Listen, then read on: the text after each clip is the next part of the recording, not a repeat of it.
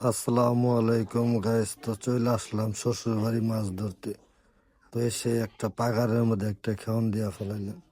আপনারা আবার ভাববেন পাগার কি? আমাদের টাঙ্গাইলের ভাষায় পুকুরকে পাগার বলে। তো যাই হোক, আমি পাগার একটা খেয়ন দিয়া ফেলাইলাম। তো আপনারা দেখেন কি মাছ আসে। তো যাই হোক, আমি আস্তে আস্তে এখন জালটা টানতেছি। তো আপনারাও দেখতে থাকেন কি মাছ আসে। তো একটা কথা বলি, আসলে সবাই শ্বশুর বাড়ি আসে বেড়াইতে, দাওয়াত খাইতে, ঘুরতে। আর আমি শ্বশুর বাড়ি চলে আসছি মাছ ধরতে। কি পরিমাণ মাছের নেশা থাকলে আমি শ্বশুর বাড়ি মাছ ধরতে চলে আসতে পারি, তো আপনারা তো বুঝতেই পারলেন। অতিরিক্ত মাছের নেশা আমার, তার জন্য আমি শ্বশুর বাড়ি মাছ ধরতে চলে আসছি। তো যাই হোক, আস্তে আস্তে জালটা টানি, দেখি কি মাছ আসে। আল্লাহ ভরসা। তো আস্তে আস্তে আমি না টানলে আবার ওই আপনার বড় মাছগুলা সব যাবে গা, তার জন্য আমি আস্তে আস্তে জালটা উঠাইতেছি। এখন আমি কিনারের দিকে উঠাবো, তো আপনারা দেখতে থাকেন।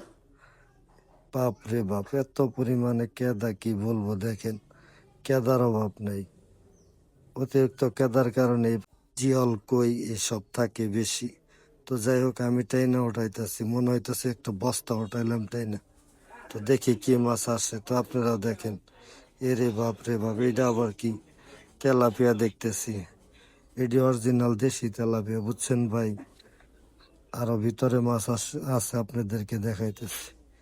এই যে দেখেন, এটা মনে হয় কই মাছ। তো পাগারের মাছ আসলে কি অনেক সুন্দর, অনেক খাইতে অনেক স্বাদ।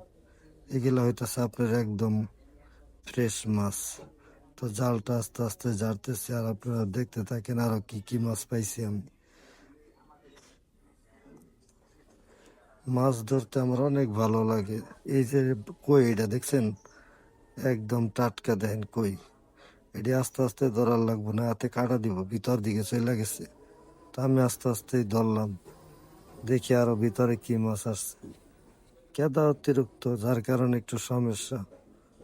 কেদাটা যদি একটু কম থাকতো তাহলে ভালো হইতো। জাল যারা আমার কাছে খুবই মুশকিল লাগে। মাছ ধরতে অনেক ভালো লাগে, কিন্তু জাল জারতে খুবই খারাপ লাগে। আর একটা টাকি মাছ পেয়ে গেলাম। তা আসলে সরম লজ্জার বিষয় যে শ্বশুর বাড়ি এসে আমি মাছ ধরতেছি। আমার কাছে একটু সরম সরম করতেছে।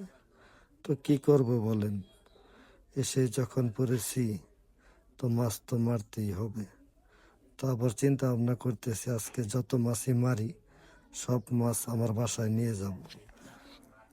তার এই ভিডিওতে থেকে যে ইনকামটা হইব, ইনকামটাও ফ্রি। আমি দু দিক দিয়ে ফ্রিতে ইনকাম করে গেলাম।